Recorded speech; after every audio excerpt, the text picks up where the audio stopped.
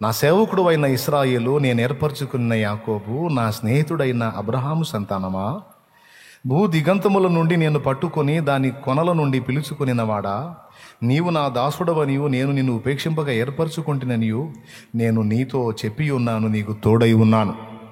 భయపడకము, నేను నీ దేవుడనై ఉన్నాను, దిగులు పడకము, నేను నిన్ను బలపరుతును అన్నాడు. ఇప్పుడు దేవుడు కృపతో మనల్ని పిలుచుకున్నాడు, ఏర్పరచుకున్నాడు, ఎరుగున్నాడు, అన్నీ చేశాడు, బాగుంది. నీతిమంతులుగా తీర్చాడు, ఆయన రక్తంతో కడిగాడు, పరిశుద్ధపరిచాడు, సూపర్, బాగుంది. కానీ ఇప్పుడు దేవుని మార్గంలోకి వచ్చి ఈ ఇరుకు మార్గ ప్రయాణంలో ఉంటుండగా ఎన్నో ఆటుపోట్లు, ఎదురు దెబ్బలు తగులుతున్నాయి. చాలా విషయాలు సాధించాలనుకుంటున్నాం, కానీ సాధించలేకపోతున్నాం. చాలా విషయాలు పొందగోరుతున్నాం, చూడగోరుతున్నాం, కానీ పొందలేకపోతున్నాం, చూడలేకపోతున్నాం. జాగ్రత్తగా వినండి. మనం దేవుని చేత ఏర్పరచబడ్డాం, ఆయన రక్తం చేత విమోచింపబడ్డాం, పరిశుద్ధపరచబడ్డాం, పరిశుద్ధులుగా ఉండుటకు పిలవబడ్డాం. ఇది లేఖనం చెప్తున్న సాక్ష్యం తమ్ముడు. పిలవటం అయితే అట్ట పిలిచాడు, కానీ అలా నిలబడటం అనేది మనకు చేత కావటల్లా. చాలా విషయాలు సాధించగోరుతున్నాం, సాధించలేకపోతున్నాం. నిలవాలనుకుంటున్నాం, నిలవలేకపోతున్నాం. గెలవాలనుకుంటున్నాం, కానీ ఓటమి బాట పడుతున్నాం. అధిగమించాలనుకుంటున్నాం, కానీ అగచాట్ల పాలవుతున్నాం. వాక్యం విన్నప్పుడు తీర్మానాలు చేస్తున్నాం, కానీ ఆ తీర్మానాలు కొద్ది దినాలు కూడా నిలుపుకోలేకపోతున్నాం. ప్రభు సెలవు లేక మాట ఇచ్చి నెరవేర్చగలవాడెవడు అన్నట్టు సన్నిధిలో చేసే తీర్మానాలు 4 రోజుల్లో పట్టపగలైపోతున్నాయి, నిలవట్ల. మరి ఎలా? పరలోక రాజ్యం మనం చేరడానికి మన క్రియలతో నిమిత్తం లేదు, మన విశ్వాసం మాత్రం చాలు అని 2 విధములైన కృపను గురించి మాట్లాడా. ఒక కృప అనర్హులకు అనుగ్రహించేది. మళ్ళీ చెప్తున్నా, ఒక కృప అనర్హులకు అనుగ్రహించేది. వాస్తవంగా పరలోక రాజ్యానికి మనం అర్హులమా, అనర్హులమా? అందరూ నోరు తెరిచి చెప్పండి, పెద్దగా చెప్పాలి. 2 విధములైన కృపను గురించి మాట్లాడుతున్నా. పరలోక రాజ్యానికి మనం అర్హులమా, అనర్హులమా? పెద్దగా చెప్పండి, నోరు తెరిచి. మీరు కూడా చెప్పండి. అనర్హులమే, డౌట్ లేదుగా. మరి అర్హత వచ్చింది ఇప్పుడు మనకి. ఎలా వచ్చింది? మన క్రియల వల్ల వచ్చిందా, ఆయన కృప వల్ల వచ్చిందా? ఎస్.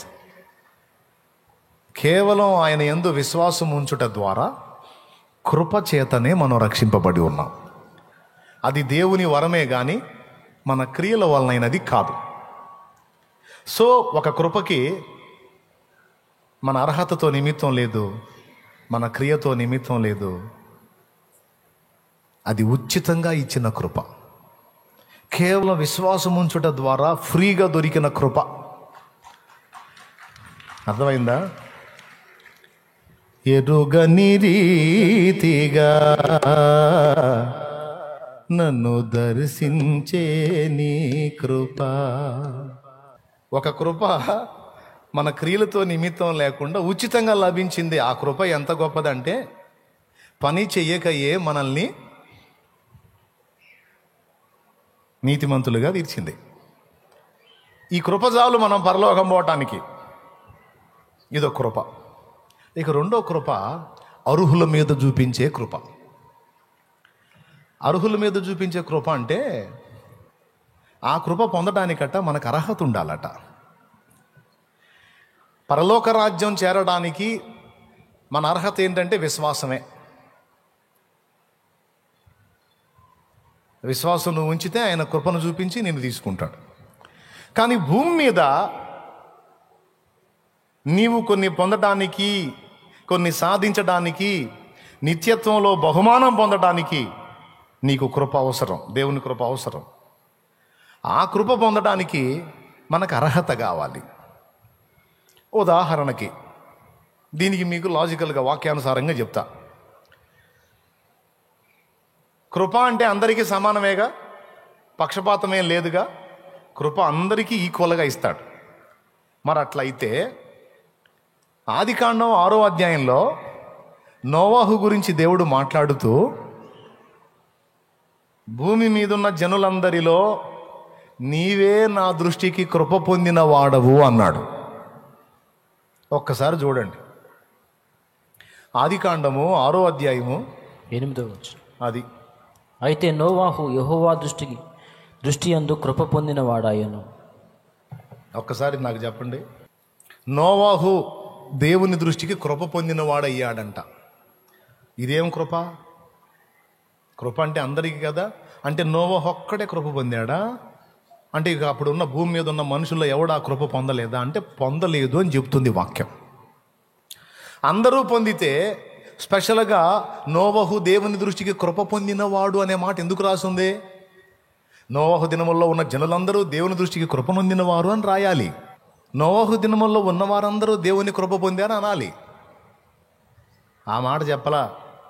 నోవహు ఒక్కడే దేవుని దృష్టికి కృప పొందినవాడు అని రాసుంది. అంటే ఆ కృప ఇవ్వటానికి దేవుడు నోవహు ఒక్కడే అర్హుడిగా కనపడ్డాడట. అంటే మిగిలిన వాడు ఎవరికి కూడా అర్హత కనపడలా. ఎందుకు నోవహుకు అది దొరికింది అంటే, నోవహు మిగిలిన సమాజం లాగా ఉండకుండా ప్రత్యేకింపబడిన జీవితాన్ని జీవించాడు. టోటల్ ఫ్యామిలీతో సహా కలిపి తను లోకానికి వేరైన జీవితాన్ని జీవించాడు. అదే మనుషుల మధ్యలో ఉన్నాడు, వాళ్ళని పలకరిస్తున్నాడు, వాళ్ళు పలకరిస్తున్నారు, అంతా నడుస్తుంది, పని పాటలు అన్నీ నడుస్తున్నాయి. కానీ వాళ్ళ ప్రవర్తనకి, వాళ్ళ జీవిత విధానానికి, నోవహు ప్రవర్తనకి, నోవా జీవిత విధానానికి సంబంధం లేకుండా బతికాడు.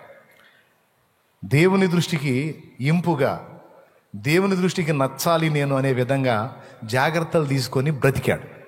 ఈ బ్రతుకును బట్టి నోవహుకి ఆనాడు ఉన్న భూమి మీద జనులందరికీ దొరకని కృప నోవహుకు దొరికింది.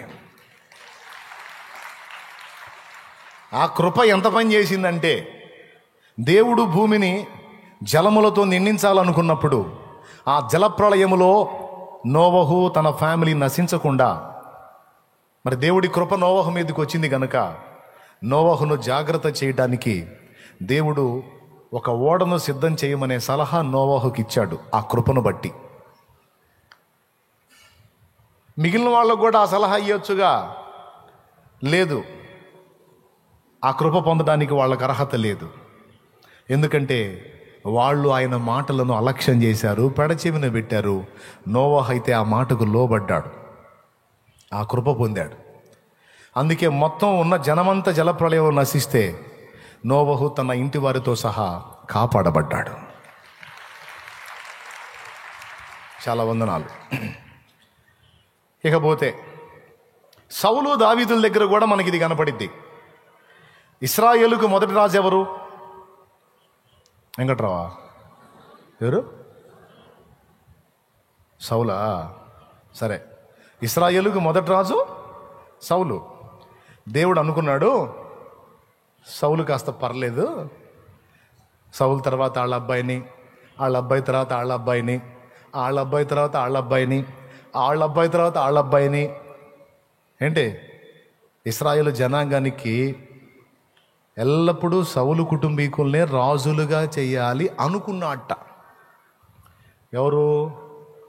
దేవుడు రాజుల రాజు అనుకున్నాడు. కానీ ఏం చేద్దాం, తిరుగుబాటు చేసి పిచ్చి వేషాలు వేసి పదే పదే దేవుణ్ణి అభ్యంతరపరిచి దైవజనుణ్ణి తృణీకరించి, ఎవరినే? దేవుణ్ణి దైవజనుణ్ణి కూడా తృణీకరించి నిర్లక్ష్యంగా వ్యవహరించి ఆ శాశ్వత కృప పోగొట్టుకున్నాడు. నిత్య జీవానికైనా కృప పోలా, కానీ రాజులుగా ఉంచడానికి నిర్ణయించిన కృప పోగొట్టుకున్నాడట. ఎవరైనా? సౌలు. తర్వాత ఎవరెక్కారు సింహాసనం మీదికి? ఎవరు? రైట్, కొంతమంది లైన్లోనే ఉన్నారు. దావీదు ఎక్కాడు. దావీదు లైన్లోకి వచ్చి దేవుని కృప పొంది దేవుని చిత్తానుసారంగా బతకడానికి తన మనసును దృఢపరుచుకున్నాడు. దేవుని మాటలు చదువుకోవటం, ఆ మాటల ప్రకారం బ్రతకటం, ఇక అదే పిచ్చి. దేవుని మాటలు చూసుకోవటం, ఆ మాటల ప్రకారం జీవించటం, ఇదే జీవితం. మనకు కూడా చూడు ఎన్ని సలహాలు చెప్పాడో. 119వ కీర్తన ఎంతమంది చదివారు? 119వ కీర్తన అండి, ఎంతమంది చదివారు? చేతులు ఎత్తండి. కేవలం వాక్యాన్ని గురించే ఆ కీర్తన మొత్తం ఉంటుంది. అతిపెద్ద కీర్తనల గ్రంథంలో కేవలం వాక్యాన్ని గురించి ఘనపరుస్తూ, ధర్మశాస్త్రము, నీ కట్టడలు, నీ విధులు అని వాక్యాన్ని గురించే ఘనపరిచి మాట్లాడతాడు. అందులోనే నీ వాక్యము నా పాదములకు దీపము, నా త్రోవకు వెలుగు అన్న మాట ఉంటుంది. అందులోనే నీ ధర్మశాస్త్రమును బట్టి దినమునకు 7 మార్లు నిన్ను స్తుతించుచున్నానని ఉంటుంది. అందులోనే నీ వాక్యము నా బాధలలో నాకు నెమ్మది కలిగించిందని ఉంటుంది. అందులోనే యవనస్తులు దేని చేత తమ నడత శుద్ధిపరచుకుందురు, నీ వాక్యం వినుట చేతనే కదా. ఇలా బోల్డ్ అని సంగతులు ఉంటాయి ఆ 119వ కీర్తనలో. నీ మాటలను అనుసరించి బ్రతుకువానికి తూలి తొట్టిల్లటానికి కారణమే లేదంటాడు. టోటల్గా దేవుని మాటలను అనుసరించి బ్రతికితే అసలు ఆ లైఫే వేరు అని రాస్తాడు. బాగుంది. సౌలు మాత్రం పనిగట్టుకొని దేవుని మాటల మీద తిరుగుబాటు చేశాడు. ఆ తిరుగుబాటును బట్టి కృప పోగొట్టుకున్నాడు. దావీదు లోబడుటను బట్టి ఆ కృప శాశ్వతంగా పొందుకున్నాడు. తర్వాత భక్తులకు వాగ్దానాలు ఇస్తూ, దావీదుకు చూపినట్లు శాశ్వతమైన కృప నేను మీకు చూపుచున్నాను అంటాడు. సౌలుకి ఇద్దామనుకున్నది దావీదుకు దక్కింది. సౌలు వంశీకులు రాజులు కావాల్సింది అది పోయే దావీదు వంశీకులు రాజులయ్యే. హల్లెలూయా. అంటే ఒకడు పోగొట్టుకున్న కృప మరొకడు పొందుకున్నాడు. ఇప్పుడు ఈ కృపనేమందాం? అర్హులను చూసి ఇచ్చే కృప. ముందు చెప్పిన కృప ఏమి నీ పొందావు, మాకు అర్థమై చావట్లా అంటారా? అట్టయితే మెంటల్ హాస్పిటల్లో చూపించుకోండి. అర్థం కాకపోతే చేయగలిగింది ఏం లేదు. ముందు చూపిన కృప అనర్హుల మీద చూపించిన కృప, నిత్య జీవానికి సంబంధించిన కృప. తర్వాత చూపించే కృప అది రాజ్యానికి సంబంధించి కావచ్చు, వరాలకు సంబంధించి కావచ్చు, ఫలానికి సంబంధించి కావచ్చు, భూమి మీద మనుగడకు సంబంధించి కావచ్చు, ఆశీర్వాదానికి సంబంధించి కావచ్చు, అక్కడ బహుమానానికి సంబంధించి కావచ్చు. ఈ కృప పొందాలంటే మన వంతు ప్రయాస ఉండాలి. ఇంతవరకు అర్థమైతే చేతులు ఎత్తండి. మీకు మెంటల్ హాస్పిటల్ అవసరంలా, దేవునికి స్తోత్రం. అర్థం అయింది. ఇప్పుడు ఈ రెండవ కృప పొందడానికి అర్హత అవసరం అన్నాను. దానికి దేవుడు చెప్పిన హద్దులలో మనం బ్రతకాలి. దేవుడు చెప్పిన కట్టడలను మనం అనుసరించి జీవించాలి. దావీదు వాటిని అనుసరించి బ్రతికాడు, ఆ కృప పొందుకున్నాడు. భక్తులు వాటిని అనుసరించి బ్రతికారు, ఆ కృపలు పొందారు. వరములు పొందారు, ఫలము దొరికింది. ఒక వెలుగు వెలిగారు దేవుని కోసం, సమాజం కోసం. సూపర్గా. మనకు కూడా బోల్డ్ అన్ని ఆశలు ఉంటాయి. కానీ ఏం చేద్దాం, ఆ కృప దొరకట్లా. అది అందని పండే అయింది. దేవుడు అంటాడు, నాకు పక్షపాతం లేదు, మీకు కూడా అట్టి కృప చూపాలని ఆశ కలిగి ఉన్నాను అంటాడు. నీకు ఆశ ఉంది, మాకు కూడా ఆశ ఉంది, కానీ మా వల్ల కాటలా దాన్ని పొందుకోవటం. నీ మాటలను అనుసరించి బ్రతకడానికి ప్రయత్నిస్తున్నాము, కానీ తరచుగా ఓడిపోతున్నాం. నిలవాలని గెలవాలని ఆశపడి పాటలు పాడుతున్నాం. ఇదే నా కోరిక, నవజీవన రాగమాలిక అని పాడుతున్నాం. యేసులాగే ఉండాలని, యేసుతోనే నడవాలని, నిలవాలని, గెలవాలని. మరి జరుగుతున్నాయా? జరుగుతున్నాయా? యేసునందే ఆనందించాలని. సెల్ ఫోన్ లైన్లోకి వచ్చిన తర్వాత సెల్ ఫోన్ వచ్చిన దెబ్బకి యేసుపోయాడు.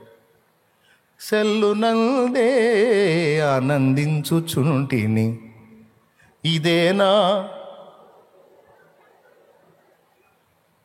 మీరు పాడరు, నాకు తెలుసు, మీ బ్రెయిన్లు బాగా పనిచేస్తున్నాయి.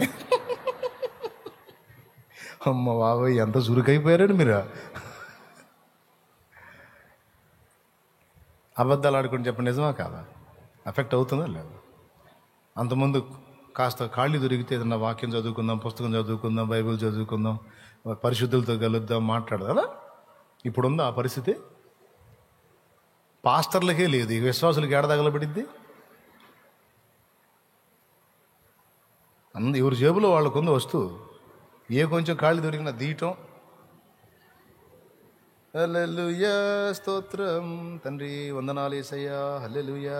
ఏది ఇది చూస్తా, అదిగో అద్దిరా ఇప్పుడు మేలుకున్నాడు మావాడు. వెంటనే ఒకటితో ఒకటే సంబంధం లేదు, మొత్తం ఒకటే ఫ్యామిలీ కలిసి ఒక దగ్గరే కూర్చున్నారు, ఎవడెవడిని పలకరించుకోవట్లే. తల్లి కోసెళ్ళు, తండ్రి కోసెళ్ళు, ఇద్దరు పిల్లలకి 2 చెల్లెలు. ఒకే కప్పు కింద ఉంటున్నారు, ఒకరికొకరికి సంబంధాలు లేవు. చాలా వరకు సంబంధ బాంధవ్యాలను కూడా ఎఫెక్ట్ చేసింది అది. ఏం చేద్దాం, అన్ని ఆకర్షణలోకి నేత్రాశ ఎక్కువ. ఇది పెద్ద ఆకర్షణ, అందులో అది ఉంది. ఇప్పుడు యేసులాగే ఉండాలని, యేసుతోనే నడవాలని, నిలవాలని, గెలవాలని, నిలవాలని, గెలవాలని, యేసునందే ఆనందించాలని, యేసునందే ఆనందించాలని, ఇదే నా కోరిక, నవజీవన రాగమాలిక, ఇదే నా కోరిక, నవజీవన రాగమాలిక, నవజీవన రాగమాలిక. దేవునికి మహిమ, దేవునికి మహిమ. ఈ పాట అయ్యింది, కానీ నిజంగా ఆ గెలుపులు, ఆ నడకలు, ఆ నిలవటాలు అంతా బుస్ అయిపోయింది. యథార్థం ఒప్పుకుందాం.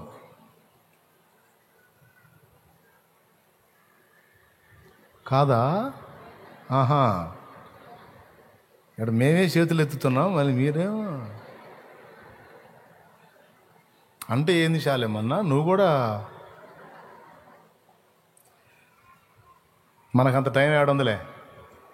టైం దొరికితే నన్ను కూడా శోధించడానికి ట్రై చేస్తుంది అది. అందుకే దానికి దండం పెట్టి దూరంగా మసులుతున్నా. నేత్రాశ అనేది ఎవరికి మార్పు లేదు, అందరికీ కళ్ళు ఉన్నాయి. కళ్ళు ఉన్న వాళ్ళందరికీ నేత్రాశ ఉంటుంది. ఇదొక్కటే కాదు, చాలా విషయాల్లో మనం బలహీనపడుతున్నాం. దేవుడు బోలెడన్ని వాగ్దానాలు, కృపలు మనకి ఇచ్చాడు. వాటిని మనం సొంతం చేసుకోవటానికి కావలసిన విధంగా మనం సిద్ధపడకుండా ఎన్నో రకాల ఆకర్షణల చట్రం మన చుట్టూ బిగించి వాడు మనల్ని దారి మళ్ళిస్తున్నాడు. బలవంతులుగా ఉండాల్సిన వాళ్ళం బలహీనులం అవుతున్నాం. ఫలించవలసిన వాళ్ళం ఫలశూన్యులం అవుతున్నాం. ఇతరులకు సైతం ఆశీర్వాదముగా ఉండాల్సిన వాళ్ళం మనమే ఆశీర్వాదాన్ని అనుభవించకుండా కోల్పోతున్నాం. ఇలా చెప్పుకుంటూ పోతే బోల్డ్ అన్ని ఉన్నాయి, మనం లాస్ అవుతున్నాయి. ఎందుకు ఇవన్నీ మనకు దొరకట్లేదు? ఇవన్నీ ఎందుకు మనం మిస్ అవుతున్నామంటే కృపను పొందకుండా తప్పిపోతున్నాం. అనర్హత వేటు పడుతుంది మన మీద.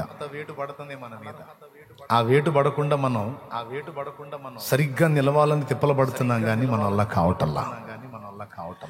ఉపదేశంలో జరుగుతుంది, మాటలు జాగ్రత్త, చూపులు జాగ్రత్త, ప్రవర్తన జాగ్రత్త, శరీర క్రియలు చేయొద్దు, అలా ఉండొద్దు, ఇలా ఉండొద్దు, నీతి కలిగి ఉండండి, యథార్థంగా ఉండండి, అసూయ కలిగి ఉండొద్దు, ప్రేమ లేకుండా ఉండొద్దు, ప్రేమ కలిగి ఉండండి, సహనం కలిగి ఉండండి, ప్రార్థన చేయండి, వాక్యం చదవండి, పవిత్రతను కాపాడుకోండి, అట్లుండండి, ఇట్లుండండి అని వచ్చిన కాడి నుంచి కూర్చోబెట్టి ఇదే.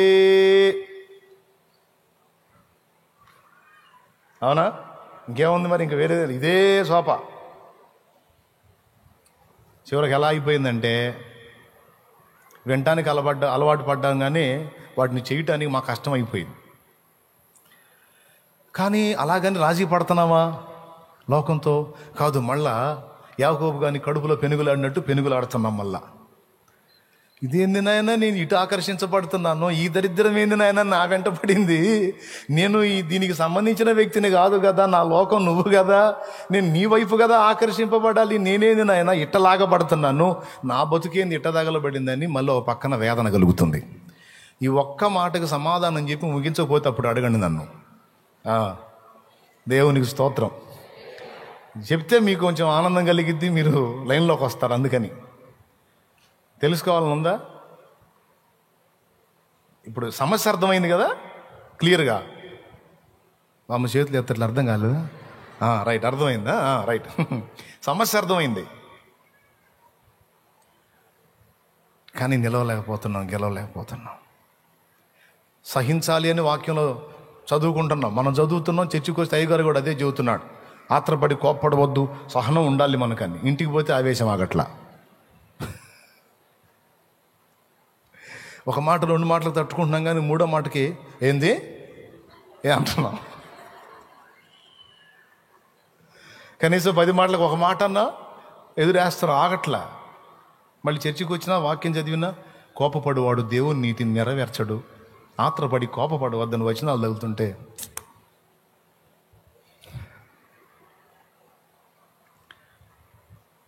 క్షమించండి అప్పుడు మీరు క్షమించబడదురు అని వింటున్నాం.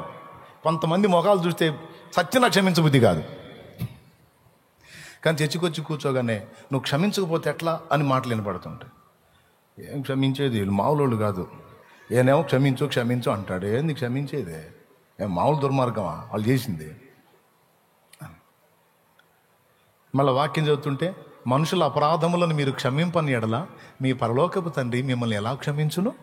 క్షమించండి అప్పుడు మీరు క్షమించబడదు నన్ను. నా వల్ల కావట్లేదు దేవుడా. ఆ మనిషి ఎక్కడో ఉంటే పక్కన ఉంటే నాకు ఏమనిపిస్తుంది, కానీ ఎదురుకు వస్తే మాత్రం పట్టుకొని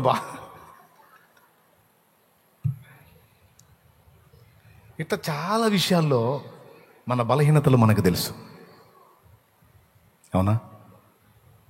కానీ ఆశేమో దేవుడు చెప్పినట్లే చేయాలని, కానీ జీవితమేమో అలా సాధ్యపడట్లా.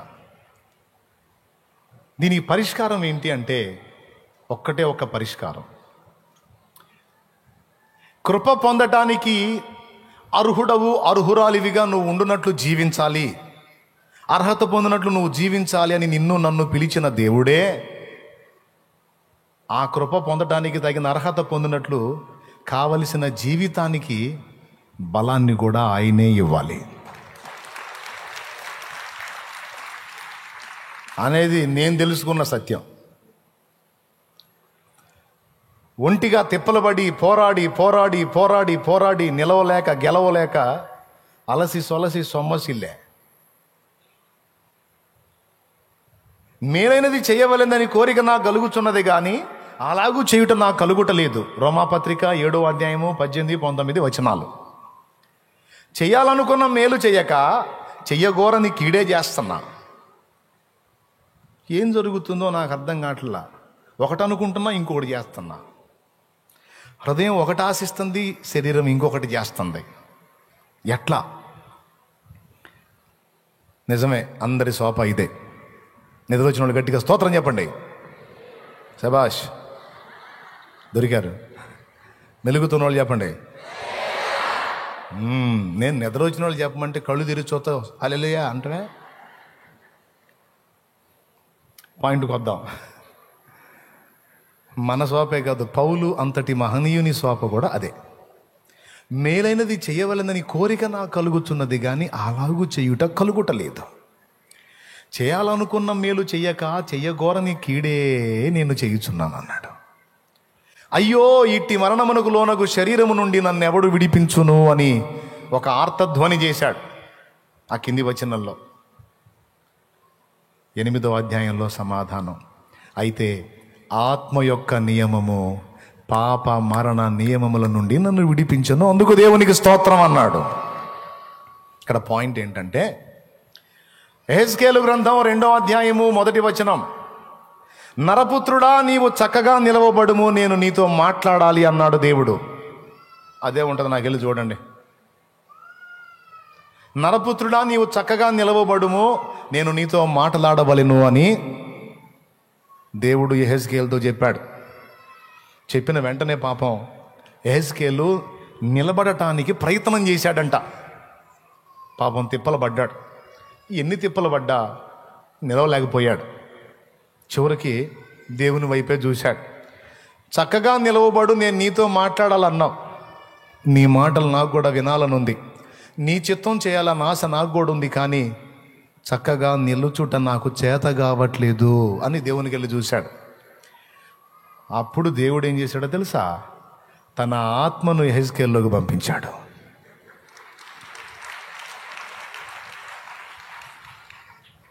చూడండి, ఆయన నాతో మాట్లాడినప్పుడు ఆత్మ నాలోనికి వచ్చి నన్ను నిలబెట్టెను అన్నాడు. ఆత్మ నీలోనికి వచ్చి నిలబెట్టకపోతే నువ్వు నిలబడలేవా? ఆత్మ నీలోనికి రావటం ఏంది? ఆత్మ లేకపోతే నువ్వు నిలబడవా? నిలవలేవా? నిలవలేననే కదా అర్థం. ఇప్పుడు చెప్పండి, భూమి మీద కొన్ని సాధించడానికి దేవుని కృప మనకు అవసరం. ఆ కృప పొందడానికి మానవ ప్రయత్నం మాత్రమే సరిపోదు, దానికి దేవుని శక్తి విడుదల కావాలి. ఇది అసలు రహస్యం. ఆ మాట అన్నాడు ఇక్కడ యాకోబుతో, నేను నిన్ను బలపరుచును అన్నాడు. అది పాయింట్ ఇక్కడ.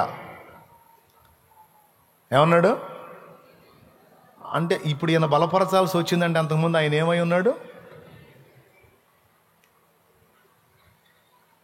బలహీనమై ఉన్నాడు.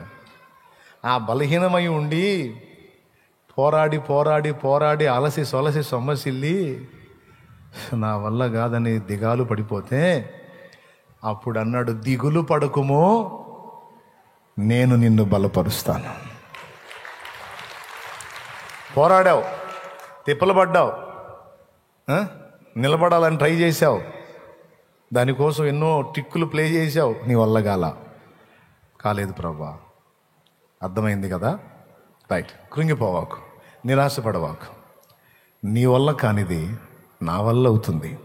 నీ శక్తి చేతను నీ బలము చేతను కాదు, నా ఆత్మ చేత ఇది జరుగుతుంది, నా బలము చేత ఇది జరుగుతుంది. ఇక్కడ నువ్వు చేయాల్సింది ఒక్కటే, అన్ని విషయములలో నీవు జయించున్నట్లు నీవు నా బలమును ఆశ్రయించాలి అంటున్నాడు దేవుడు. లేకపోతే కష్టం. దమ్ముంటే చూసుకో మరి సొంత బలంతో. ఎంత నిలవాలనుకుంటావు అంత బోర్లు పడుతుంటావు. పౌలు అన్నట్టే అంటావు నువ్వు కూడా, మేలైనది చేయాలన్న కోరిక నాకు కలుగుతుంది కానీ అలాగ చేయటం కలగట్లేదు. కానీ కొంతమంది భక్తుల్ని చూస్తే అసలు వాళ్ళు ఎట్లా దాటొచ్చారో అర్థం కాదు. మనం వచ్చిన దారిలోనే వచ్చారు కానీ మనకంటే బెటర్గా వచ్చారు. మనం వచ్చిన త్రోవలోనే వచ్చారు కానీ మనకంటే ఉన్నతంగా వచ్చారు. మనలాంటి శరీరమే కలిగి ఉన్నారు కానీ మనకంటే బెటర్గా జీవించారు. మనకు సాధ్యం కాంది వాళ్ళకెట్ట సాధ్యమైందా అన్న క్వశ్చన్ వేసుకొని లైఫ్ చూస్తే వాళ్ళు తెలివి, ప్రతి అడుగుకి వాళ్ళు తమ శక్తిని ఆధారం చేసుకోకుండా దేవుని మీద ఆనుకొని ప్రయాణం చేశారు.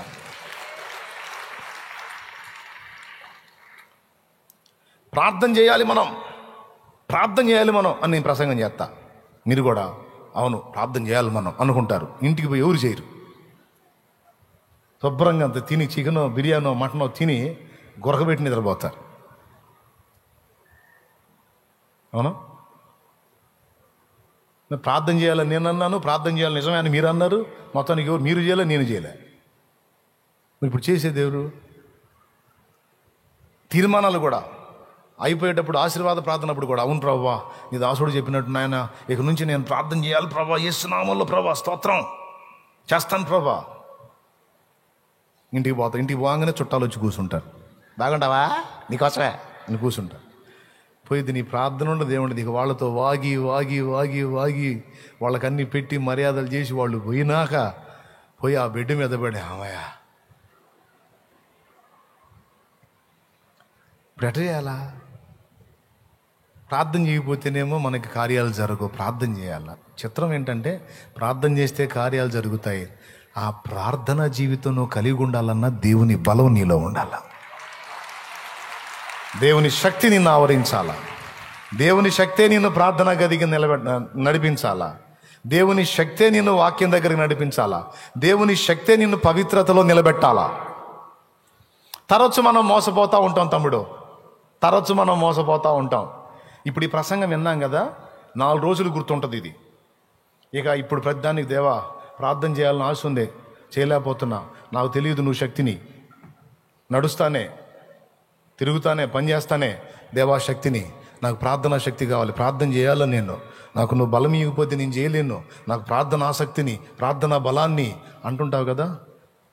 దేవుడు ఇస్తాడు, నిజంగానే ఇస్తాడు, వెళ్ళి చేస్తుంటావు.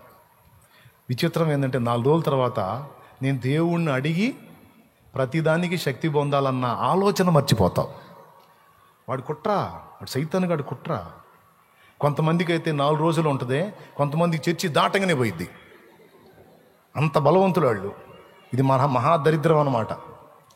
చర్చి ఆ ఎంట్రన్స్ అట్లా దాటగానే పోయిద్ది. ఇంటికి పోతారు, చాలాసేపు అయింది, ఏం చెప్పాడు వాళ్ళు చాలా ఏమన్నా అంటే, ఏం చెప్పేది ఏముంది, బాగానే చెప్పాడు అంటారు. బాగా చెప్పాడు కదా, ఏం చెప్పాడంటే, ఏం చెప్పాడంటే మంచి మాటలు చెప్పాడులే అంటే నేను చెడ్డ మాటలు చెబుతానా? బాగానే చెప్పాడు, మంచి మాటలు చెప్పాడు. ఏం చెప్పాడు? ఏం చెప్పాడంటే నేనేం పాస్టర్మనా అయింది, లేదా నేనేం పాస్టర్నా? పోయాను వచ్చాను, ఏదో ఆయన 4 ముక్కలు చెప్పాడు, ఏదో ఎన్నామో 4 ఏదో 1 గుర్తున్నాయి. అవి ఇప్పుడు నువ్వు అడిగితే వస్తాయి. అయింది బ్యాంకులో వేసాడు, ఎందుకు వస్తాయి ఇప్పుడు రావు. మరి గడప దాటగానే మర్చిపోతారండి. ఇదో దరిద్రం కొంతమంది. మీకు దండం పెడితే ఇది మర్చిపోవాకండి.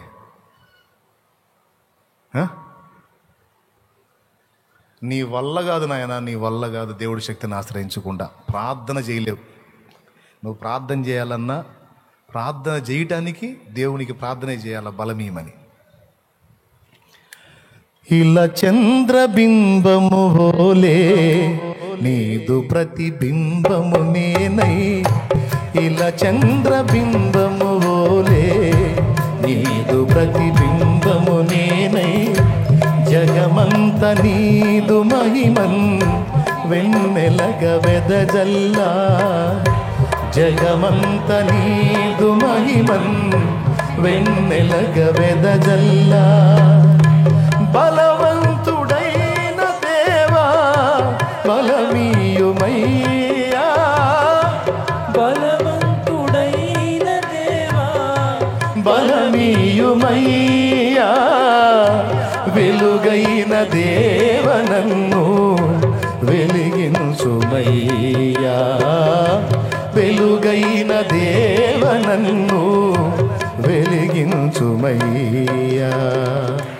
ఓ నీతి సూర్యుడా నా జీవనాదుడా, ఓ నీతి సూర్యుడా నా జీవనాదుడా, నాలో వసించుమా నా పాలి దైవమా, నాలో వసించుమా నా పాలి దైవమా. ఓ నీతి సూర్యుడా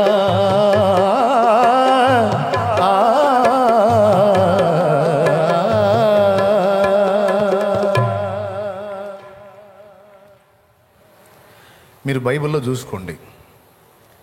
లోకాన్ని పాపాన్ని ఎదిరించి దేవుని కొరకు చక్కగా నిలవబడిన ప్రవక్తలు కానీ, భక్తులు కానీ, అపోస్తలులు కానీ, సువార్థికులు కానీ వాళ్ళు ఎలా నిలబడ్డారు?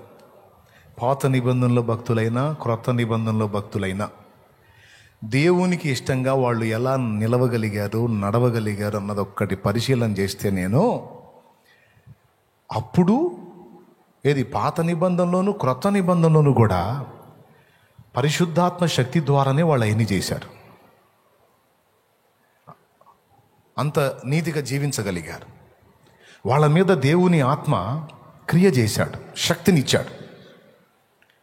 యోసేపు ఒక యవనస్తుడు, ఆమె అతన్ని శోధించినప్పుడు అతడు పారిపోయాడని రాస్తుంది. వాస్తవంగా అలాంటి సిచ్యువేషన్లో ఒక యవనస్తుడు నిగ్రహాన్ని కలిగి ఉండటం అనేది అసంభవం. ఒప్పుకుంటారా? తాను ఒక బానిసగా ఉన్నాడు, ఆమె యజమానురాల్లాగా ఉంది, తనను బలవంత పెడుతుంది, లేకపోతే డేంజర్ అని కూడా తెలుసు. అలాంటి క్లిష్టమైన పరిస్థితుల్లో ఒక పక్క ఆమె మాట మీరితే డేంజర్, నింద మోపిద్ది, నవ్వుల పాలు చేసిద్ది, జైలు పాలు చేసిద్ది, ఇదొక శోధన. మరో పక్క స్త్రీ తానే పురుషుని శోధించినప్పుడు పురుషుడు ముందే బలహీనపడే అవకాశం ఉంటుంది. అలాంటిది శరీర వాంఛ ఒక పక్కన, ఆమె పెట్టే భయం మరో పక్కన, వెరసి అదొక జటిలమైన శోధన, ఎవరూ లేని ఏకాంతం అది. అలాంటి కఠినమైనటువంటి ఘట్టంలో యోసేపు ఉన్న ప్రాయాన్ని బట్టి 100కి 98% అతను బలహీనపడటానికి అవకాశం ఎక్కువ ఉంది. ఒక 2% మాత్రమే అతను నిగ్రహించుకోవడానికి అవకాశం ఉంది. 98% అతను వీక్ అవడానికి అవకాశం ఉంది. కానీ ఆశ్చర్య రీతిలో అతడు అక్కడి నుంచి బయటికి పారిపోయాడు అని రాస్తుంది. ఇలాంటి నిగ్రహం ఎలా సాధ్యం అని మనం ప్రశ్నించుకుంటే, యోసేపు పరిశుద్ధాత్మ ద్వారా ఆ బలాన్ని కలిగి ఉన్నాడు అనేది తర్వాత మనకు అర్థమైద్ది. యోసేపు ఫరో ఎదుటికి పోయినప్పుడు, ఎవరు ఎదుటికి పోయినప్పుడు? జైలు నుంచి ఫరో ఎదుటికి పోయినప్పుడు, మీ ఇంటికి వెళ్ళి ఆదికాండం యోసేపు లైఫ్ చదువుకోండి. ఫరో ఎదుటికి పోయినప్పుడు ఫరో యోసేపును చూసి ఒక మాట అంటాడు. తనకు వచ్చినటువంటి స్వప్నానికి అర్థం చెప్పి దానికి పథక రచన యోసేపు చెప్పినప్పుడు ఫరో ఆశ్చర్యపోయి యోసేపు దగ్గరికి దిగొచ్చి ఒక మాట అంటాడు. ఇతని వంటి దేవుని ఆత్మగల మనుషుని మరొకని మనం కనుగొనగలమా అంటాడు. ఆ మాట మీరు ఎప్పుడన్నా చదివారా?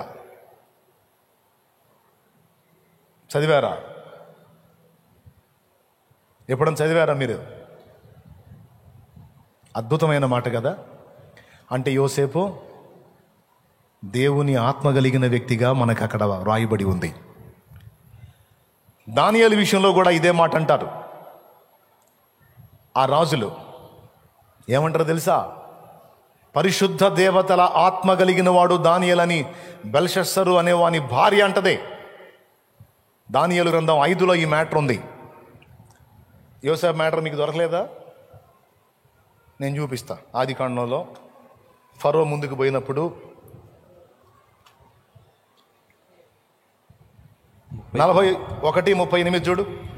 ఆ మాట ఫరో దృష్టికిని అతని సమస్త సేవకుల దృష్టికిని యుక్తమై ఉండెను గనుక అతడు తన సేవకులను చూచి ఇతని వలె దేవుని ఆత్మగల మనుషుణ్ణి కనుగొనగలమా అని అనెను. అద్దుగో. అంటే అక్కడ తప్పించుకోవటానికి, చెరసాలను సైతం సహించడానికి, అన్ని ఆటుపోట్లలో విశ్వాసాన్ని, భక్తిని, నీతిని, పవిత్రతను కాపాడుకోవటానికి యోసేపుకు లేదు అంత, సొంతంగా లేదంత శక్తి. కానీ యోసేపుకు దేవుడు తన ఆత్మ ద్వారా బలాన్ని ఇచ్చాడండి. కొడితే గట్టి కొట్టడం లేదు, సర్దుకోండి, ఇబ్బంది ఏం లేదు, నేనే ఫీల్ కాదు.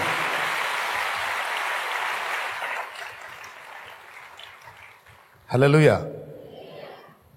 దానియేలు గురించి కూడా అదే మాట ఉంది. ఆ కఠినమైన ప్రతికూలతలో చావటానికైనా, సింహాల గుహలో తోసివేయబట్టానికైనా ఇష్టపడ్డాడు, కానీ ప్రార్థన మానుకోవటానికి ఇష్టపడలా. ప్రార్థన ఎంత ప్రాణప్రదంగా చూశాడంటే, అనుదినము ముమ్మారు మోకాళ్ళుని దేవుణ్ణి స్తుతించుచు ప్రార్థించుచు వచ్చే ప్రక్రియ చావు కంటే, ప్రాణం కంటే కూడా అది ఎక్కువ. అది మానుకోవటం కంటే చచ్చిపోవటం బెస్ట్. అంటే ఇంత పట్టు, ఇంత క్రమం, ఇంత మొండితనం ప్రార్థనలో దానియేలుకి ఎలా వచ్చింది అంటే, అది దానియేలు సొంత శక్తి కాదు, దానియేలు మీద కూడా దేవుని ఆత్మ నిలిచి ఉన్నాడు. దానియేలు మీద కూడా దేవుని ఆత్మ నిలిచి ఉన్నాడు. తలకాయలు కోస్తాం జాగ్రత్త అంటే, కొయ్యమని, తలకాయని తెంచమని, నరకమని తలకాయలను అలాగా అప్పజెప్పారు, మెడకాయలను అప్పజెప్పారంటే అది వాళ్ళ బలం కాదు. ఏ మనుషుడైనా తన ప్రాణాన్ని కాపాడుకోవడానికి పరుగులు పెడతాడు, కానీ చావుకి ఎదురెళ్ళి నరకటానికి సిద్ధమైనటువంటి దానిలో తమ మెడని ఉంచాడు పౌలు. అంత ధైర్యం, అంత మొండితనం, చావుకి ఎదురెళ్ళేటువంటి ఆ వీరత్వం ఎలా వచ్చింది వాళ్ళకంటే అది వాళ్ళ సొంతమైంది కాదు. వారి మీద దేవుని పరిశుద్ధాత్మ నిలిచున్నాడు. ఆయన ఇచ్చిన బలాన్ని బట్టి చావుకి ఎదురెళ్ళారు. ఆయన ఇచ్చిన బలాన్ని బట్టి సింహాలకు ఎదురెళ్లారు. ఆయన ఇచ్చిన బలాన్ని బట్టి భయంకరమైన ఆకర్షణలను తప్పించుకొని పారిపోగలిగారు. దేవుని ఆత్మ ఇచ్చిన బలాన్ని బట్టి. ఒకవేళ ఆ బలం వారి మీద లేకపోతే నువ్వు నేను ఎలాగో వాళ్ళ బతుకులంతే. ఈరోజు ఆ రహస్యాన్ని దేవుడు విప్పుతున్నాడు. అపోస్తల కార్యం 1:8, పరిశుద్ధాత్మ మీ మీదికి వచ్చినప్పుడు మీరు శక్తి నొందెదరు అన్నాడు. మీదికి రాకపోతే అందరు పెద్దగా చెప్పండి. 1:8 అపోస్తలుల కార్యములు. పరిశుద్ధాత్మ మీ మీదికి వచ్చినప్పుడు మీరు శక్తి నొందెదరు అంటే ఆత్మ మీదికి రాకపోతే శక్తిహీనుడనందువేమయ్యా, సౌజన్యమగు శుద్ధాత్మశక్తిని పొందుకొనవయ్యా. క్రైస్తవుండా కదలిరావయ్యా, కలుషాత్ములకు నీ సిలువ శక్తిని జాటవేమయ్యా.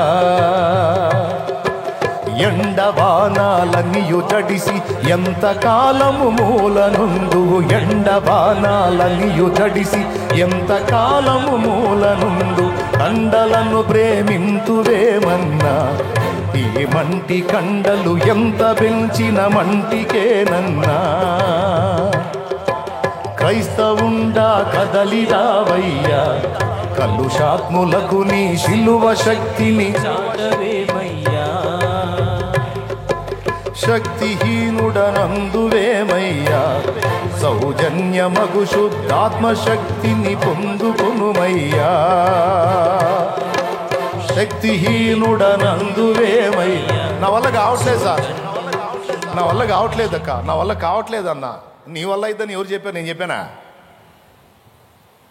నీ వల్ల కాదు, నా వల్ల కూడా కాదు. రాత్రి అన్నాను 20 సంవత్సరాలు నేను ఎలా వచ్చానో అని. రహస్యం ఇదే, ఆయన ఆత్మ నా మీద నిలిచి ఎన్నోసార్లు కృంగిన వేళ లేవనెత్తి, ఎన్నో బలహీనమైన ఘడియల్లో నన్ను తప్పించుకుంటూ వచ్చి, ఎన్నో ఘట్టాలలోంచి, ఎన్నో ఉరులలోంచి, ఉచ్చులలోంచి నన్ను మళ్లించుకుంటూ వచ్చి, నన్ను కాపాడుకుంటూ ఈ ఘడియ వరకు నడిపిస్తూ వచ్చాడు. ఈరోజు ఆయన శక్తే ఇక్కడ నిలబెట్టి వాడుకుంటా ఉంది. దేవునికి ఇష్టమైన రీతిలో నిలవాలని, గెలవాలని అందరికీ ఆశ ఉంటుంది. కానీ అలా మనల్ని నిలిపి గెలిపించేటువంటి శక్తి మన దగ్గర లేదు. ఆ శక్తి కోసం కూడా దేవుని వైపు చూడాలి. నువ్వు నాకు శక్తిని ఇవ్వకుండా నేనెక్కడ గెలుస్తా అని అడగాలి. నువ్వు నాకు బలమియ్యకుండా నేనెక్కడ వెలుగుతా. నువ్వు నాకు బలమియ్యకుండా నా జ్ఞానం ఏం పని చేసిద్ది? నువ్వు నాకు బలమునియకుండా నేను ఎలా జయిస్తాను ఈ బలహీనతల్ని? నా తండ్రి కాదు నాకు బలమి. నేను నీ కోసం బతకాలి, ఈ చెత్త పనులు కాదు. కానీ నా దేహము వాటిని జయించలేకపోతుంది, నా చేత కాలేదు. ఎట్లయిది తండ్రి నా చేత? మా మూలపితరుడు ఆదాం చేతే కాలేదు, మా అవ్వ చేతే కాలేదు, మా తాత ముత్తాతల వల్ల గల, నా వల్ల ఇద్దా? అదే రక్తం పంచుకు పుట్టా. ఇంకా దరిద్రపు అవతారాలు ఇక్కడ. ఇప్పుడున్న సమాజంలో ఇంకా దరిద్ర పరిస్థితిలో ఎట్లా సాధ్యం తండ్రి? అందుకే నాయన, నా వల్ల కాదని ఎరిగి పోరాడి విసుగు చెంది విరక్తి చెంది ఇప్పుడు నీ వైపు తిరుగుతున్నా. నన్ను నిలబెట్టినా పడగొట్టిన ఇక నువ్వే.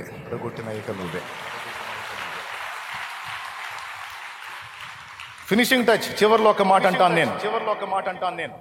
ప్రభు చేతికి జీవితాన్ని అప్పగించి, ప్రభు మీద ఆధారపడి ఆయన మార్గంలో మనం ప్రయాణం చేస్తే తప్ప మనంతటా మనం సాధించలేం అన్నది మీలో ఎంతమందికి అర్థమైంది?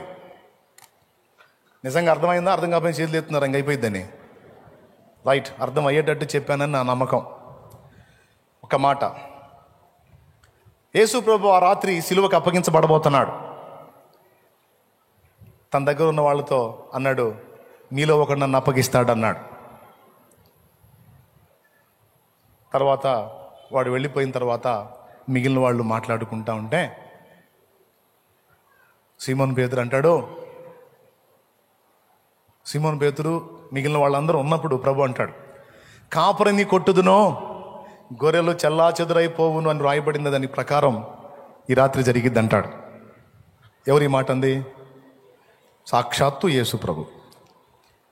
వెంటనే పేతురు జోక్యం చేసుకొని, ప్రభా వీళ్ళందరూ వెళ్ళిపోయినా వీళ్ళందరూ వెళ్ళిపోయినా నీ కోసం అవసరమైతే చావవలసి వచ్చినా చచ్చెదను కానీ నిన్ను విడిచి పోను, నా సంగతి తెలియదు నీకు అన్నట్టు బిల్డప్ ఇచ్చాడు. అవసరమైతే నీ కోసం చావవలసి వస్తే చచ్చిపోతా కానీ నిన్ను వదిలిపెట్టి మాత్రం నేను పోను అన్నాడు. అప్పటిదాకా మిగిలిన వాళ్ళకి వెళ్ళి చూసే యేసయ్య ఈ మాట ఎప్పుడైతే పేతురు అన్నాడు, ఇక పేతురికి వెళ్ళి చూసి ఏంది అన్నాడు. అవును, అవసరమైతే నీ కోసం చచ్చిపోతా, నా సంగతి నీకు తెలియదు. ఆహా, సీమోనా చచ్చిపోతావా? మంచి కాన్ఫిడెన్స్ ఉంది నీకు నీ మీద. ఈ రాత్రి తెల్లవారక మునుపు, కోడి కుయ్యక మునుపు, అంటే కొన్ని గంటల్లోనే చచ్చిపోతానన్న ఈ నోరే అసలు ఆ యేసు ఎవరో నాకు తెలియదని 3 సార్లు పచ్చబద్ధం ఆడతావు నువ్వు అన్నాడు.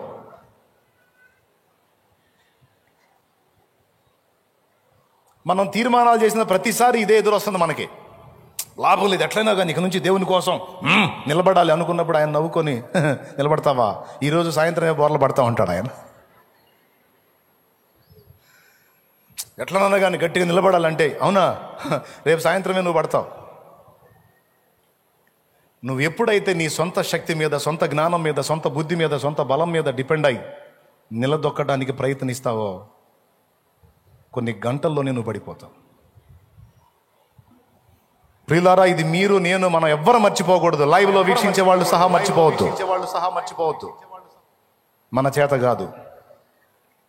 ఒక్క మాట అనేది ఉండే పేతురు, రేపు వెళ్ళి నాకు చెప్దాం. అంత ఆవేశమైందా నీకు? శుభ్రంగా ఇలా అంటే బాగుండేది కదా అంటే, నువ్వు లేవురా అప్పుడు, లేకపోతే నీ సలహా తీసుకునేవాడిని అంటాడు. దేవునికి స్తోత్రం. ఏమనేది ఉండే అంటే, ప్రభువా వీళ్ళందరూ ఒకవేళ పారిపోయినా నీ దయ ఉంటే, నువ్వు కృపనిస్తే, నువ్వు శక్తినిస్తే నీ కోసం నేను నిలబడాలనుకుంటున్నా దేవా అన్నట్టయితే ఇక అక్కడ రివర్స్ మాట ఉండేది కాదు యేసయ్య దగ్గర నుంచి. సరే పో అనేవాడు. అట్లా ప్రభువా వేసుకాళ్ళు వీళ్ళు మొత్తం పోయినా సరే నేను నమ్మకస్తుని తండ్రి, నీకోసం ప్రాణం ఇస్తా అనేటప్పటికీ తన శక్తి మీద తనకున్నటువంటి నమ్మకాన్ని విరగొట్టడమేగా దేవుని పని. భక్తునికి తన శక్తి మీద తనకున్న నమ్మకాన్ని విరగొట్టి దైవశక్తి మీద ఆనుకునేటట్టు చేయటమే ఆయన పని.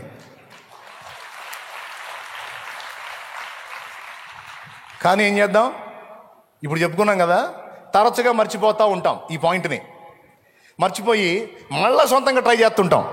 అంత మెంటలోళ్ళ వ్యవహారంగా ఉంటుంది. అర్థమైందా? ఎట్లా మెంటలోళ్ళ వ్యవహారంగా ఉంటుంది. చేసిందే మళ్ళీ మళ్ళీ చేస్తుంటారు చూసావా మెంటలోళ్ళు. ఒకసారి మా బ్రదర్ ఒకడు మెంటల్ హాస్పిటల్కి వెళ్ళాడంట. మెంటల్ హాస్పిటల్కి వెళ్తే ఒక ఆయన మంచిగా టక్కు టై కట్టి అఫీషియల్గా రెడీ వస్తూ ఉన్నాడు. డాక్టర్ గారు కావాలని మనం పక్క వదిలేడు. పక్క హడావుడిగా వస్తూ ఉంటే ఆ వ్యక్తి డాక్టరే అనుకుని పక్క వదిలేడు. హడావుడిగా బయటికి వెళ్ళాడంట. బయటికి వెళ్ళి టైం చూడటం,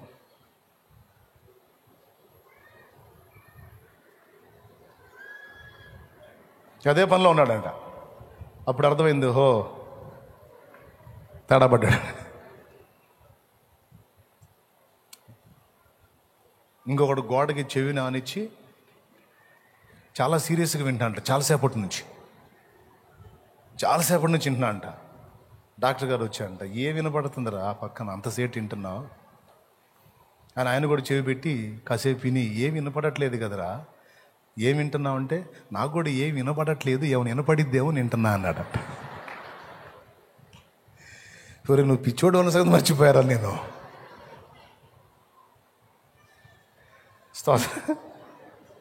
ఏం వినపడకనే నేను కూడా వింటున్నాను, ఏమైనా వినపడిద్దేమో. ప్రియులారా, కొన్నిసార్లు మనం దేవుడు చెప్పినవి మర్చిపోయి మళ్ళా ఈ పిచ్చోళ్ళ తంతులో మళ్ళా సొంత శక్తి మీద తరచు ఆధారపడి అభాసు పాలవుతున్నాం. మళ్ళా దేవుడు సబ్జెక్ట్ మొదలు పెట్టాల్సి వస్తుంది. ఒరే వెర్రి మొహమా, నీ వల్ల కాదురా. మరి ఇప్పుడు ఏంది దిక్కు చెప్పు? నువ్వు నిలవగలవా? పెద్దగా చెప్పు. ఏమని చెబుతావు? నా వల్ల కాదు. చేతిలో పోయి ఏం చేద్దా, అయిద్దా కాదా? నువ్వు గెలవగలవా? నీకు శక్తి గలదా? నువ్వు సాధించగలవా? నువ్వు కాపాడుకోగలవా? మరి ఎట్లా? ఆయన శక్తే కావాలి నీకు, ఆయన జోక్యమే కావాలి, ఆయన బలమే కావాలి. నీకు తెలుసా, తన స్వీయ బలం మీద ఆధారపడి నీకోసం అవసరమైతే చావవలసి వస్తే చస్తాను కానీ నిన్నెరగనని మాత్రం నేను అనను అన్న పేతురు కొన్ని గంటల్లోనే అబద్ధం ఆడేశాడు, ఒక ఆడపిల్లకు భయపడి. కారణం, తన సొంత శక్తి మీద ఆధారపడి ఆ మాట పలికినందుకు ఫెయిల్ అయ్యాడు. ఈ సత్యం తెలుసుకున్న సీమోను పేతురు ఒలీవల కొండ మీద ప్రభు ఆరోహణమయ్యేటప్పుడు, మీరు యెరూషలేము నుండి వెళ్ళక నా వలన వినిన తండ్రి యొక్క వాగ్దానం కొరకు కనిపెట్టుకోండి, ఇంకా కొద్ది రోజుల్లో నేను మీ మీదికి పరిశుద్ధాత్మను పంపుతాను, అప్పుడు యూదయ, సమరయ, యెరూషలేము అందంతటా భూ దిగంతముల వరకు నాకు సాక్షులై ఉంటారు అన్నాడు. కొన్ని గంటలలో సాక్ష్యాన్ని నిలుపుకోలేక ఫెయిల్ అయినటువంటి సీమోను పేతురు దేవుని శక్తితో నింపబడ్డాక, దేవుని బలంతో నింపబడ్డాక వేలాది మంది జనం ముందు నిలబడి మీరు సిలువ వేసినటువంటి యేసే క్రీస్తు, ఆయనే రక్షకుడు, దేవుడు ఆయనను అలా నియమించాడు, ఆయన యందు విశ్వాసం ఉంచితే నిత్య జీవం, తృణీకరిస్తే మీ నాశనానికి మీరే ఉత్తరవాదులని వార్నింగ్ ఇస్తే 3,000 మంది వచ్చి బాప్తిసం పొందారు. తన శక్తి మీద ఆధారపడి మాట్లాడినప్పుడేమో ఫెయిల్ అయ్యాడు. దేవుని పాదాల దగ్గర కనిపెట్టుకొని పరిశుద్ధాత్మ శక్తి పొందుకొని నిలబడ్డ తర్వాత ఎదుటి వాళ్ళని గెలవగలిగాడు.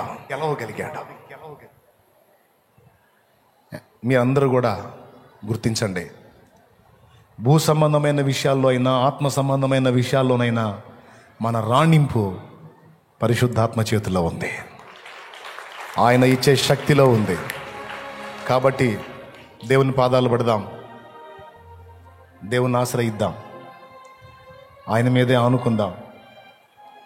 సొంతంగా మనం ఓవర్ కాన్ఫిడెన్స్తో వెళ్ళొద్దు, దేవుని శక్తిని అడుగుదాం.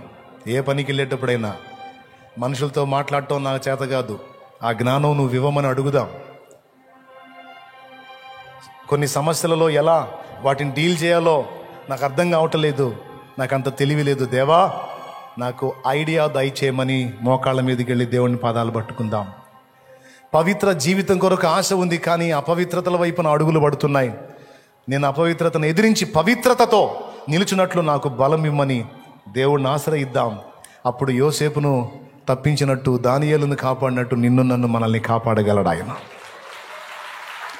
ఆయన మీద ఆనుకున్నంత వరకు మనకు డోకా లేదు, కానీ ఆయన పక్కన పెట్టి సొంతంగా ట్రై చేస్తాం చూడు, అప్పుడు మనకు ఎదురైద్ది అవమానం. సేవకులైన, విశ్వాసులైన, పరిచారకులైన మీ అందరికీ లైఫ్ లాంగ్ ఉపయోగపడేటువంటి ఒక కీలకమైన సందేశం ఇది. బలము తనదని దేవుడు ఒక మారు నాకు సెలవిచ్చెను, అది నాకు 2 మారులు వినబడిను అన్నాడు. అంటే అర్థం ఏంటి? దేవుడు బిగ్గరగా చెప్పాడని అర్థం. దేవుడు చిన్నగా చెప్పాడు అనుకో, ఇదిగో బలం నాది అన్నాడు అనుకో, 2 సార్లు వినపడిద్దా? ఇదిగో బలం నాది అన్నాడు అనుకో, 2 సార్లు వినపడిద్దా? నా దాసుడా బలము నాది, అది ఆ ఫోర్సులో మాట్లాడితే, ఒక్కసారి చెబితే నాకు 2 అంటే అంత గద్దించి చెప్పాడు అన్నమాట. పిచ్చి ఆలోచన చేయొద్దు, నీ వల్ల కాదు, బలం నేనిస్తా, నువ్వు జయించడానికి బలం నేనిస్తా, నువ్వు స్థిరపడటానికి బలం నాది, నువ్వు గెలవడానికి బలం నాది, నువ్వు నిలవడానికి బలం నాది, నువ్వు స్వస్థత పొందడానికి బలము నాది, నువ్వు సాధించడానికి బలము నాది, నువ్వు పవిత్రతతో నిలబడటానికి బలము నాది, నువ్వు శత్రువుని ఎదిరించి నిలదొక్కడానికి బలము నాది. ఏ పరిస్థితుల్లోనైనా సరే నీ బలమును నీ స్వబుద్ధిని నువ్వు ఆధారం చేసుకోవద్దు, దెబ్బతింటావు. అన్ని సంగతుల కొరకు నా వైపు చూడటం నేర్చుకో, నన్ను ఆశ్రయించటం నేర్చుకో, నా బలాన్ని నా శక్తిని అడగటం నేర్చుకో. దిగులు పడకో, నేను నీకు తోడై ఉన్నాను, నేను నిన్ను బలపరుతున్నాను ఆయన మాట్లాడుతున్నాడు. నిలవలేకపోతున్నాను, అయ్యో దేవా అని కృంగిపోవద్దు, నిరాశపడద్దు.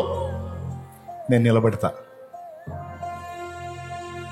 నిన్నెందుకు పిలిచానో, ఎందుకు ఏర్పరచుకున్నానో ఈరోజు జనాలకు అర్థం కాదు. ఒక రోజుకు వాళ్ళకి అర్థమయ్యేటట్టు నేను చేస్తా.